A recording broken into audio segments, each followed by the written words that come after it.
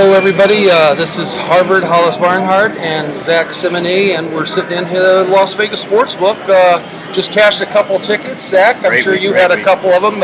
Were you on the Florida and Washington huge bets, or did you just make it your normal play last weekend? Normal plays, but now we're getting into October. We've seen a month's worth of action on all the teams out there in college and NFL, and this is where both of us usually start escalating those bets a little higher.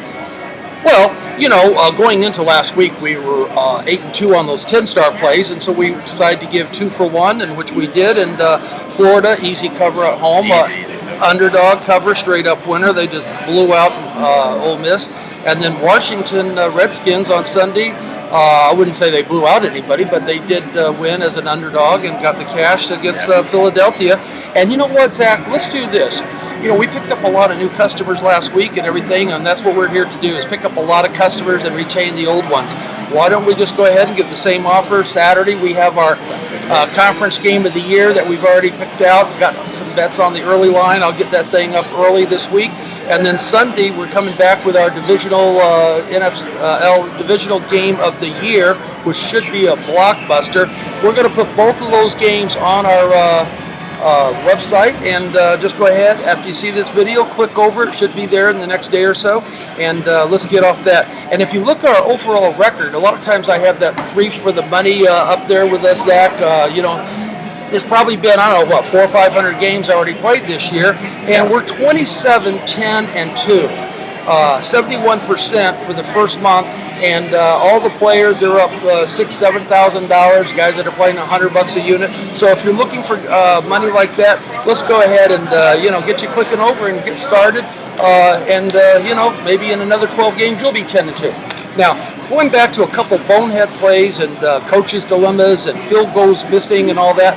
Last Thursday night it started, and we took advantage of the Baltimore game when Josh Scobie missed 2 field goals, and then that really left Coach Tomlin. What do we do? It's 4th and 2. Do we run it? Do we bring out the field goal kicker? And they ended up losing the game because of that. I think that whole scenario between Tomlin and the kicker, bonehead play of the week.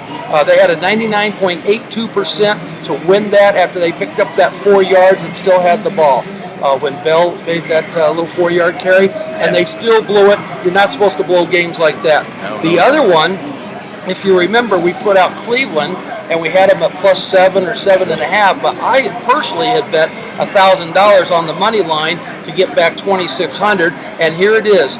The game is tied up, and 3 different times they had like 5 different lead changes, and they're down by 8, and I just knew that Cleveland had the momentum and San Diego didn't have the defense. They went ahead, they scored, and then I thought, okay, get the 2 points. They got the 2 points in, and now it's tied up 27-27. And then Josh Lambo, he comes out on the field to kick a 37 or a 39-yarder and wide right. But what happens? Tremont Williams caught offsides, so they got to redo 34 yards. It went through the uprights, and I ended up losing. One of the worst feelings to lose a big money game. Yes, I won it on the points, but I wanted to get that $1,000 bet cash for $3,400 back in my pocket. And then the last one with Jacksonville, Jason Myers. What are you doing? You had a 53-yarder to win the game. You went ahead and kicked it wide right, but what had happened right before you kicked it? Timeout was called by Indianapolis, so a redo. You don't get many redos.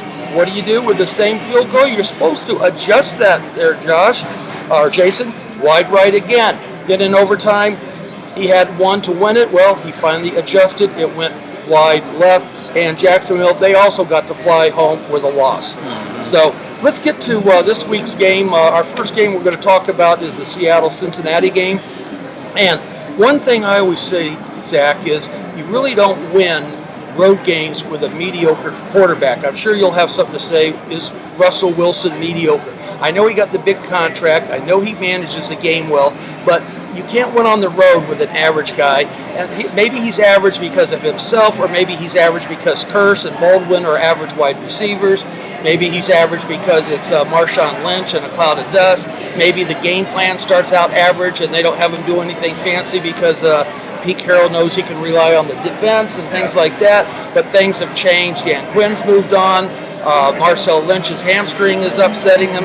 He doesn't play. Russell Wilson's back to average. And here we got Cincinnati. Go ahead and get your Super Bowl ticket. In fact, you can probably get it right behind us right here. They probably got a nice little one for a future bet. Dalton, 9 touchdowns, 1 interception, 30 points per game they're averaging right now. He's got A.J. Green as his catalyst, but you know what he's doing? He's throwing it to his tight end to keep him off balance. He's got 2 running backs. Hill is running it. Barnhart, 5+ yards per carry. He's got an all-pro defense led by Pac-Man Jones and Reggie Nelson, and they're against the spread. You can go up there. Had you been betting on this team the last 22 times, you'd be right behind this. 17 of those 22 cashing the ticket. So I'm going to take it. Last week, if you want to see a line change, Seattle opened up -1. Right now, Cincinnati's -2. Yeah. All the smart money, all the good money, and my money is already led -2. What do you see in this game? This is one of the ones that we disagree on, which is okay for video purposes. But when we put our plays up this week, we always agree. I like Seattle's buyback on Seattle for this one. I think they've been too much of a favorite, and they haven't played well as big favorites. Even though they beat the Bears 26-0 and they barely beat the Lions, they were double-digit favorites in those games. To make them an underdog here, and I think from what I'm seeing from Cincinnati, they're 4-0, but they're winning with offense. And like you said, Andy Dalton's 9 touchdowns and 1 interception. How much longer can that hold? He hasn't been able to do that his whole career, so why can he do it now? And he's a better quarterback, that's for sure, but I don't see him holding up those type of numbers. And Seattle's defense, maybe not the same top 5, but they're right in there between the 5 and 10 range, and that's adequate enough to hold up against the Cincinnati Bengals offense. I think they get after Dalton a little bit, cause his usual turnovers. And once he throws 1 interception, he doesn't react very well. So I think Seattle can do enough on offense against Bengals defense that hasn't been playing very well. They gave up a lot of points against San Diego. They gave up a lot of points against Kansas City last week. And they gave up a lot of points against Baltimore that they barely won. So I like Seattle in this matchup. Well, you make some really good points, and let me point this out to our viewing audience. If you think the analysis is this good and it's split, can you imagine what we come up with in the analysis and reasons when we do both agree? Exactly. That's why 2 heads are better than 1, and that's probably a good reason why we're 10-2. So go ahead and click over and get that buy on the big game for this weekend, our conference game of the year Saturday, and Sunday, our divisional game of the year.